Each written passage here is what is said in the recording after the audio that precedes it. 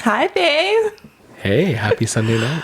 Happy Sunday night. I'm excited to sit down and talk to you and just like hang out. I feel like we've been so busy, like all day. Busy. Welcome back to What's on Our Minds. I'm Jess. I'm Tim. And we're here to just share our life and talk about topics that interest us, things that are on our minds throughout the week. So The podcast has been on my mind this week. yeah, Yeah. we'll get to that. Okay.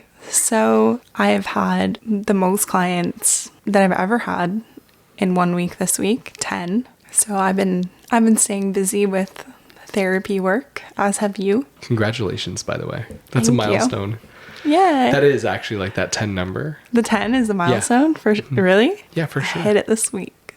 So I'm very excited about that. Feel good about the work that I'm doing. I have like a nice mix of people with like different things and challenges. So Yeah, I that's feel awesome. really fulfilled in my work this week. So I wanted to say that like Good up for front. you, Jess. Yeah. Seriously, congratulations. It's a milestone in your career. Plus, you've been doing awesome. Like, you've just been hitting it out of the park with your clients and your work. Yeah. Super impressed with you. Thank you. We've had the kids home this week for, was this this was the first week that like they've been home because, well, like the first week of summer when it was like Canada Day and everything like that, they were home. But Yeah. then since that, they've either been in camp Right. or they've been at the cottage with their grandma. So they were home this week. So, we had lots of challenges with that. Yeah, lots of behavioral challenges with them. I think it's really, really good for them to be like out and doing things, keeping busy. We've been trying to not limit screen time, but pay attention to like how the screen time has been like impacting them. Oh, yeah. So was it yesterday that we did a screen-free day? That's right. Yeah, we did a screen-free day yesterday just because they had been like fighting a lot and most of the fighting was centered around gaming. That's right. Them So, gaming together online. gaming together. Yeah. I hope this is okay to talk about. You don't think that they would be embarrassed in the future if we were talking about them fighting over games? I don't think so. No? No. Won't give any details, just that them being around each other Yeah. all day and, bugging each other like while they're like on the games like has, led to not very kind choices. So Totally. Well, plus the games that they were playing have game mechanics that are pretty antisocial as well, right? yeah, Stealing based, right? Like, right. There's this one game called Steal a Brain Rot. that's right. Don't even get me started on the cappuccino, assassino, tongue, Sahor. Like, don't even, like, Cooper says these things like 24/7, and it's just like, I'm like tweaking. I'm like, my brain is rotting. Yeah, totally. So, yeah, that's kind of what we've been dealing with this week. It's funny the stuff that becomes viral for children. Right? Yes. Now, Grow a Garden, that's a game that I can get behind on Yeah. Roblox. Well, I was waiting in the Service Canada, waiting area for my number to be called.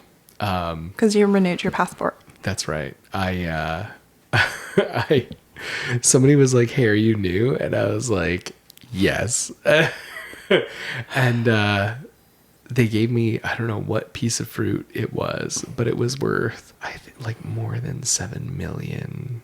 Dude, the same thing happened to me when I was playing with the kids. Some rando came up to me and was like, "Hey, do you want to be rich?" That's so funny. And gave me like some rare cocoa bean or something. And then I had 36 million. Holy Mackinac. Yeah, this was worth like 7 million. Yeah. So crazy. It was probably fruit off one of their crazy Yeah. exotic trees or something. Totally. Yeah. That's what we've been dealing with the boys home this week. And just a very busy week. So we've been leaning a lot on your mom for help this week. Both with like the baby and the older kids. So that's been nice. Some updates in your world. Well, it was a long weekend, right? So I took Monday off, which was nice. And I've just been doing a lot around the house. Have you noticed? You've been doing so much around the house. Yeah. You fixed my rocking chair. I sure did. Oh my gosh. You put so much research into that. Yeah. And did it right. Replace the legs of the couch for the couch in my office. Right. Because it was a bit too tall. Yeah. Yeah. A bunch of other little things that I've been fixing around the house. So that's mostly... Hanging out with the kids. Yep. Today was a good day. Today was a great day. You played in the pool for a long time with them. Very long time. And we went to our neighbors for breakfast. Oh, yeah. And we had a traditional Indian breakfast. It was so good. Yeah, so from Kerala, right? Like that's the recipe that our friend's mother, it's like a comfort food. It was delicious. It was incredible. He's from the south? Yeah. Right. And she's from the north? Yeah. I think I'm getting that right. Yeah. Just like our neighbors. So his mother-in-law was like, I love it when he makes this. Like this is like a delicacy. Like comfort food. Oh, well, it was so yummy. I guess they don't really have it, in the generally north? in the north of India. Yeah. Yeah, yeah. So she's saying it's a really special dish. And the little pancake kind of bread type of thing with it was off the hook. So good. Yeah. I never had anything like that when I was in India, by the way. That was off the hook. Oh, so good. We've built a really special relationship with our neighbors. I love, seeing how the boys are interacting with their daughter, like a younger girl. She's 2.5. Yeah. So that was our day today. And there'll come a day where the kids don't even remember meeting her for the first time, right? It's just She's just been there. Old buddies, Yeah. She moved next door. They probably will remember that as being a life event. Sure. When our friends moved in next door. That's sweet. Because they remember before her. Yeah. Another big update, I almost ran 16K today. I ran 15.5 kilometers today, my first long run. And? Tim took me to Lululemon and bought me a vest and a pair of running shorts because I only have biker shorts. I worked for that. I'm just kidding. And a belt. And then I went to the running room because I've been doing a lot of research, ChatGPT research on longer runs and proper fueling, because something that I've been experiencing as I get on the longer runs, I just don't have the energy to keep going sometimes, and it's been getting hard. So I picked up some gels, a couple of different flavors, and some mini water bottles, ones that are made, they're kind of flat, they're shaped specifically to fit in, almost like a flask, the vest. Yeah. And that ended up being exactly what I needed. I looked at the temperature. You know how the car takes the temperature outside and it's often more accurate than the forecast? Guess what it said when I was about to start running? Tell me. Guess. 36 degrees. Exactly. 36 degrees. Yeah, I figured. So it was a scorcher today. Yeah. Trying to run 16 kilometers, even in the shade. I had mostly shade for my whole run because I did it at a trail. It was so hard. The loop ends up being actually closer to 3 kilometers, maybe a little more than 3 kilometers. The one that I do. I don't the side trail that goes on the one side. Oh, right. Where through the woods and along that fence. Mm-hmm.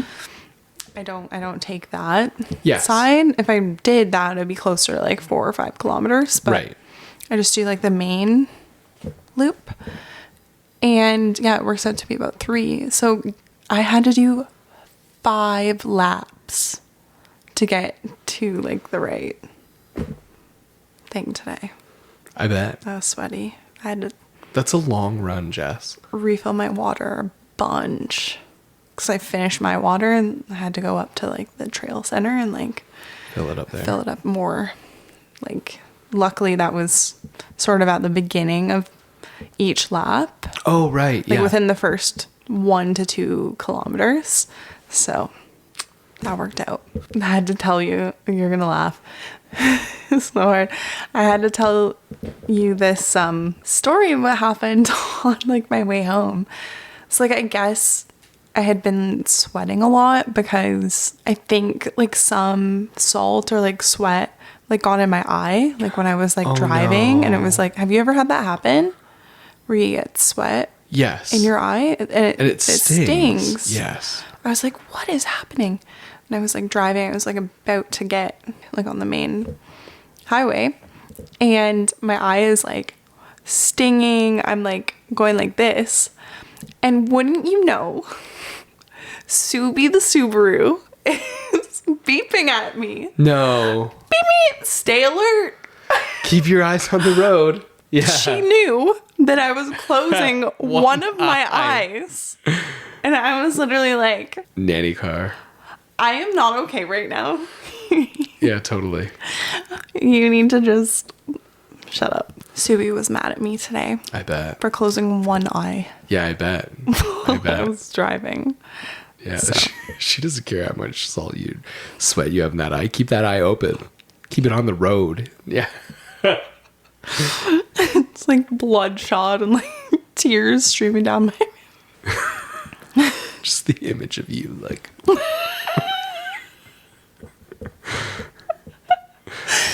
like an episode of like South babe. Are Park you or something. okay? I'm actually totally fine.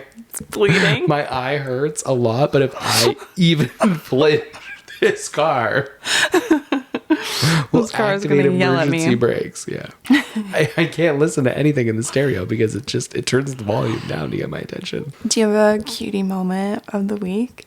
Yeah, I haven't like thought about mine. I feel like there's been a lot this week. I'll go first because I have mine. Go ahead. Okay, so on Tuesday, Quinn was playing Fortnite with this kid that goes to his school, and I've been like, oh, like you should come over to my house later and we can play. And so I was like, yeah, why not? I just gotta finish a couple of work things and then we can go. Right. So I brought him and Cooper over. Mackenzie was having a nap, and we walked over and picked up one of the neighborhood kids along the way who also goes to their school, and then walked down to this kid's house. And, you know, they were playing outside and then running up and down the street. It was really cute. And then, you know, this neighbor girl who lives beside him like comes out and is like, can I play with you guys? And so they were all playing, and, you know, they were getting kind of bored. You know, we went into his backyard and, you know, just there wasn't much to do. It was very like adult oriented. So Yeah. I was like, hey, you guys want to go to the park? And they were like, yeah. And so we went around and I checked with everybody's like guardians, parents, whatever. It was really cute. Like stopped at our house and got freezies, and just like the funnest little impromptu neighborhood kid hangout. Love it. That's my cutie moment. You're such a cool mom. Yeah.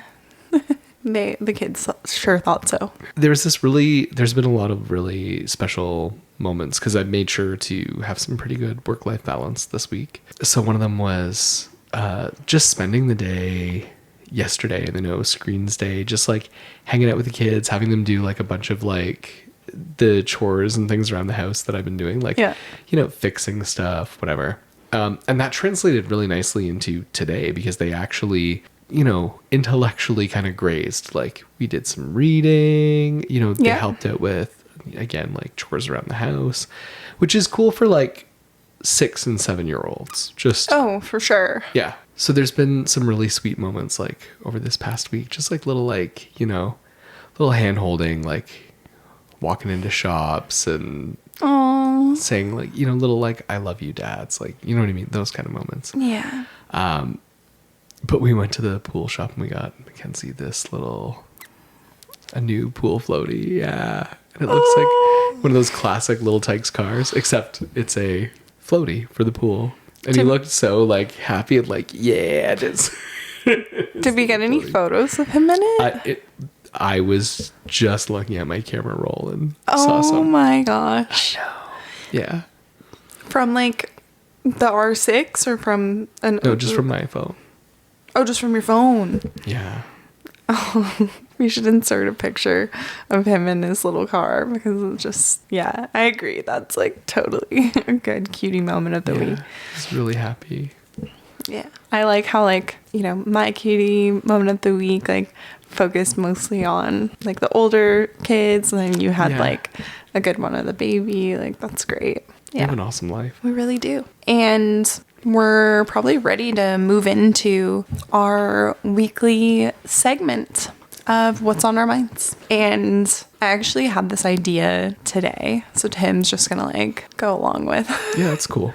me and roll with it. But I think it's actually something that would really interest you and that you'd have a lot to say about it. So I'm a part of a lot of mom groups like on Facebook. That's pretty much the only thing that I use Facebook for.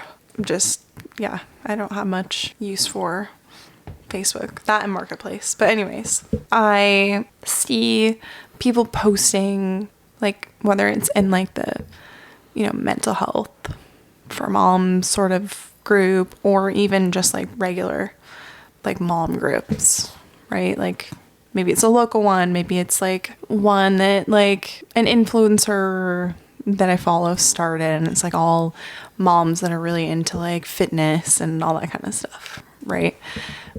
But they don't post just about that. They post about multiple things. So I wanted to talk about today sort of the three main things that I see posted the most on there. People will post about having issues with like family members respecting boundaries. Right. Right. I feel like that's a big one. Whether it be like the mom feeling like mother-in-law is like overstepping, or like their own mom, like if there's any variation like of the story. So that's number one. Next is like sex life and libido, like is another thing. And I feel like that's also a really important topic to talk about. And number three is invisible load and people like not feeling like supported by their partner. Yeah, issues with like division of labor. Yeah. So those are like the top three. I get it. That I see. So I thought maybe we could, you know, starting with the boundaries one, we could sort of go into like why that's an issue and sort of how we handle things like that. And, you know, just what we think about that issue and what we've seen, like, in our experience, whether it's, like, in our practice or reading posts on a Facebook group, like, anonymous posts, of course. The most common one, let me read this, because this will sort of set the context. Is posted anonymously, so I don't think it matters that I'm sharing, like, from a group that's public and posted anonymously. Yeah, right. Okay, has anyone else had to repeatedly tell someone not to kiss your fucking baby? It's been a rule that has been in place since before I gave birth, and people are aware of it and still did it right in front of my face. My mother-in-law and I have a great relationship, and she's known about this since before he's born. And he fell asleep on her chest and she kissed his head right in front of me. And I didn't want to snap and make a scene right there, but it's been bothering me. I don't know how to approach it, yet again, without coming off bitchy, because one, we have a good relationship, and two, she's very sensitive. But it's been eating me alive. She's been wanting to watch him by herself, and now she's just making me more nervous. Because he's 3 weeks old, by the way. Because if she does it right in front of me, how much is she going to kiss him when I'm not there? It doesn't have to be a big deal to her. I'm the mom. Ugh, rant over. Thank you. So I feel like I see this one the most. Yeah. Whereas like, you know, a mom or like a mother-in-law, like someone close, like, I've seen it as like a sister or whatever. So what are your thoughts on what I just read? I mean, I think you just said it's common, right? Yeah. I was just going to say this has got to be really common. I mean, people have a hard time with boundaries in general, right? Like, Yeah. And we're talking about a parent making a rule and somebody breaking that rule. Yeah. And that's got to be pretty common, especially around like social conventions. So things like kissing babies, right? Yeah. There's been increasing awareness around things like RSV and like these illnesses that, you know, are passed along like to baby, and it can be, you know, like babies have died, right? It's not a serious issue, right? And I feel like sometimes, you know, people who, you know, maybe they didn't think about that when they had babies, or maybe it wasn't a big thing then, you know, sort of feel like, you know, well, that's my grandbaby, or that's my whatever niece, or my best friend's baby. Who knows what the situation is and what our listeners, you know, situations are. Right. But I feel like that's common to just not be taken as seriously because maybe they didn't have that experience, and it's hard to see the person making the boundary as having like a valid concern and not just like overreacting.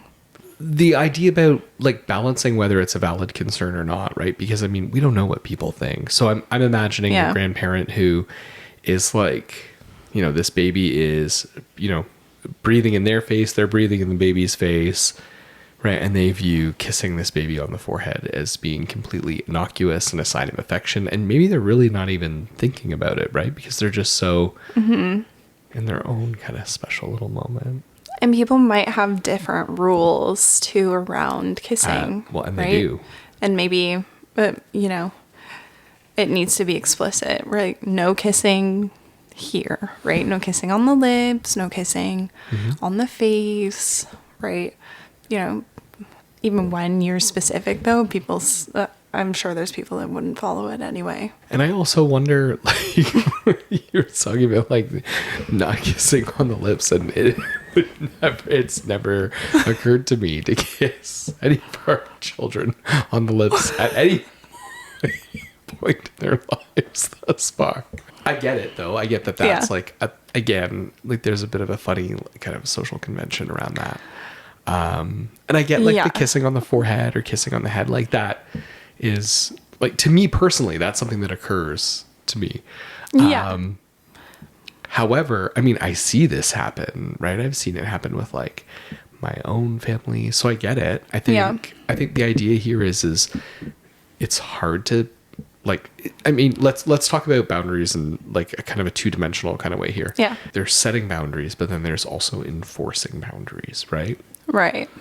And I think that's a key element about how this is done. It's like, okay, so somebody's sensitive. Yeah, you still got to enforce a boundary with them. You still, you know, you're not being mean, right? You're just being assertive.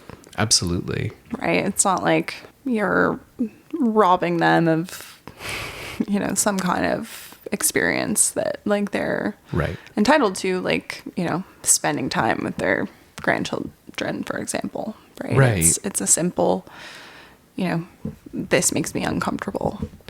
Right. And I feel like when it's early on, right, and they're already, you know, messing around with stuff that makes you uncomfortable, and they know it makes you uncomfortable, and they're still okay doing it anyway. Yeah. I think that becomes increasingly more difficult to not reinforce the more time goes on, right? So the more time goes on and the more you've created this dynamic where, okay, like you set a boundary, maybe this person, you know, is trying to push it, right? Or is pushing it, and you don't say anything because you're avoiding conflict, Yeah, you're right? inadvertently reinforcing the They're boundary gonna pushing or whatever may be happening there. Yeah. they're gonna be taught, and they're gonna learn that not listening to you and what you say, they're gonna learn not to take what you have to say seriously. Yeah. There's so many issues inside of what you're describing though. Like, so for example, like, you know, the person who wrote this message, I mean, how well do they know, right, their in-law here who's in, like, you know, doing this kissing, right? Yeah. I mean, they know them well enough to know that they're sensitive. But, you know, like when it comes to like issues around trust where it's like, this is what's happening in front of me versus now I'm concerned about what's happening when I'm not around. Yeah. Okay, so would your concern be that that was a momentary lapse, you know, of judgment, right? This is just like again, in the moment, oh, shoot, yeah, of course. I wasn't even thinking, right? Or like, does this person have deeper trust issues with them around not being around? Yeah, it sounds like OP, right? They didn't say anything, so they don't know, right? They weren't like, hey, did you forget that, like I said, you know, I don't want, Yeah. you know, the baby to be kissed. Like, if you forgot, that's okay, but please don't do that anymore, right? Yeah. Like, they don't know. Yeah. You know, it also gives you a better basis to figure out it again, is this just a lapse in their judgment, or are they disregarding like a boundary, a rule that's being made? Yeah. Right. And then that then leads to this really, you know, like troubling, you know, chain of action where it's like, okay, so what's happening when I'm not around? There's missing that curiosity, like being curious about what that behavior is about. Is it about, you know, blatantly disregarding a boundary, or is it, right, you know, innocent, like an innocent mistake? So as a therapist, I have a lot of concerns about like those questions not being answered, because you start to look at like lots of, let's say, like dramatically, like let's just call it like polarized or black and white thinking, right? So you're seeing that being presented. You're also seeing emotions that are like escalating the nature of the conflict rather than de-escalating it, or even just, like you said, curiosity, better trying to understand what's going on. And then using like these social systems, like, so a group, for example, to validate like a distorted version of a perspective, like that's super concerning for me. And I have had clients where the nature of their conflict, engage in this kind of behavior 100%. Yeah. And then they look, the comments are always problematic. Yeah. Like, it's always problematic. You need to cut off contact with your mother-in-law. That's right. That's like, right. they're diabolical. Your mother-in-law is sometimes. doing that on purpose. She's asserting her power, and it's like, no, for real. No, I can see that, and I have seen it. So that is so, like, that's such an interesting perspective. And I also think that another like important perspective to think about is, she mentioned that her baby is 3 weeks old. So like, she's like pumped full of like postpartum hormones. I was thinking that myself. I just didn't know how to say this in a way that didn't come off as pathologizing. Yeah. It doesn't come off as pathologizing. It's, you know, it's the nature of most people's experiences, right? Like, the hormones are out of whack, and like emotions run crazy. I mean, as a father, I'm, you know, not having those hormones, but having very strong feelings of like supporting you, but also like my own feelings of like being protective towards our children. Like, I get it. Yeah. Yeah. So that's another angle and context to think about why, you know, this might be an issue or perceived as an issue. Like, I'm sure there are people who genuinely don't respect those kinds of things. Oh, of course. You know? Yeah. I don't want to invalidate her experience either, just because she's postpartum, right? Like, or anybody's experience, because I'm sure, you know, people deal with like toxic family members all the time. Yeah. I've been a parent for X amount of years. I know better, or that, you know, this was fine with my children. Yeah, of course. I had so-and-so kiss you on the lips and you turned out fine. That just sounds so strange to me. You were never hospitalized. For years, you would scream like bloody murder in your sleep. Say, "Stop kissing me!" But you're fine. That was just a, you know. That was just a fluke. It was a weird little tick you had for a while there. You outgrew it though.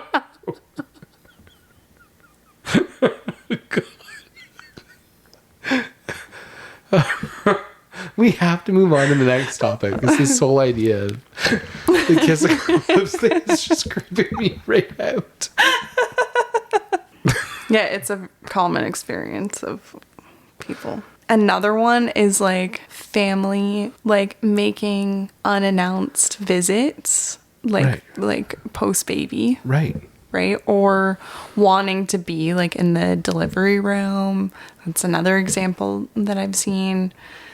And like, you know, when someone has said just wants to be like their husband and them, that's a really common one that I've seen. Look, I think we live in a really weird time. Like, think about what Western life is like for a lot of like couples who are figuring out their whole life thing. So like, think about our life before kids. Like, it was you and me doing whatever the hell we wanted to do all of the time. There was nobody around, right? You know, and it's like, you know, let's say the traditional kind of trajectory. Let's say, you know, we had of like got married before having kids, and you know, some family member comes up and is like, "Oh, like you better take care of her." It's like, I've never seen you before in my fucking life.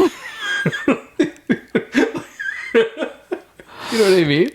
Who are you? Yeah, right? Like, well, I will, because you're really going to be around watching. So, you know, there's a contingency there managing me. Like, get lost, dork. My point is, we don't really have, like, the kind of social systems where we're, like, in each other's world all the time and where we're really engaged with one another. You know, we kind of have these kind of very, like, siloed off existences, right? Where, you know, we commute to work and commute home and kind of, you know, cook and eat and stream and rinse and repeat, right? Like, you know, lives aren't as enmeshed. You know, you have families who will, let's say, do family dinners. But the interconnectedness, right? Like how in each other's, you know, kind of faces we are. It's not really there. And then now it's changed. And now people have a reason to pop in, to show up at your place, to, you know, whatever, right? To visit baby.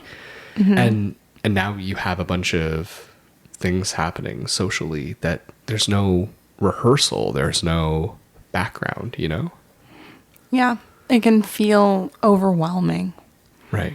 Right. I think that's often what I see is like, you know, just wanting that time to rest and recover, like not wanting, you know, people to be around, which, you know, I think is like a valid, you know, request. Yes, I totally agree. There's a time and whenever that mom or dad, right? Like, it can be an exhausting, I don't want to make it just about the mom, because, you know, watching your wife, like, give birth and, like, going through all of that, like, can be an experience where, you know, you just want to... watching you give birth was real hard. I needed a lot of recovery from that. Teasing. Well, like, you know... I know what you mean. I was just teasing you. Yeah. It's also really sweet how conscientious you are about not polarizing men in these kinds of conversations. I am not a men hater. Yeah, I know that. I'm sorry. If I just don't, like, try to see both sides. Yeah. Like, of any argument, right? I do it all the time at my work, right? Like, I try to help people, you know, practice perspective taking. Love it. So what was your experience of this then? Because you've been through it 3 times. So how did you experience the pop-in and intrusions? And For me, I didn't experience it that way. yeah. I didn't have set rules around, you know, these people can be here at this time. And, you know, I was just happy to have whatever support like people were able to give. It's a very you answer. And I'm not easily a person who gets socially drained, right? Like I don't feel the need to like put on or like entertain people. So like if I'm here and just, you know, hair in a bun, like no makeup, like great, like, I've also seen a lot of like people come to like just visit and like they don't help with anything. I've seen that be like a big complaint too, like common, like year after year, like a different person from a different situation is like, you know, complaining about like so and so came over and, you know, I ended up serving them and, you know, they just held the baby like the whole time. Well, yeah. Yeah. If you're not, you know, not wanting to host and do that whole thing, that can kind of, yeah, be a really crappy experience. Which goes like back to like our conversation before about like boundaries and using your voice and being like, no, I don't need you to hold the baby. Like you can obviously see the baby, but I like don't need you to take the baby so that I can get stuff done. Like, you know, could you help me with a load of laundry or load the dishwasher? Like asking for what we need. But I feel like once again, it's a situation that not everybody feels comfortable going there and like asking for the help they need. Instead, they find themselves on Facebook complaining about not getting the help that they needed when they didn't ask for it. Right. Where there's a lot of like implied expectations around how a friend or family member should behave when coming to visit a baby. And I think that's sometimes unfair. Mm-hmm. Yeah. I think there's also a lot to be said for being okay with disappointing people, right? Like, hey, now is actually just not a good time. Thank you for thinking of us. Yeah. Yeah. Even if it was like a planned visit and not a scheduled one. Yeah. Pop in situation. Only have time for like one more point. It would be fun to return to these. So why don't we do one? Like, I think we should record again this week, like before, like I was thinking like maybe tomorrow night. Yeah, I feel like Tuesday night. I feel like sex and sex drive postpartum alone could be like its own topic. We talked a lot about boundaries with family members. Let's just say loved ones, because it could be family members, friends, neighbors, whoever. We talked a lot about that. Not our neighbors. They don't come over enough. Well, maybe if he stopped Irish exiting them, they would. How dare you? I had to go there. But yeah, boundaries, it can be like a complicated topic, but I think what we got to the bottom of is people just got to get good at enforcing them, right? Yes. Using their voice, saying what they need. And I would argue, like, not avoiding it. If you get punished for making a boundary, like now we're into the territory where it's like, hey, that seems problematic. Yeah.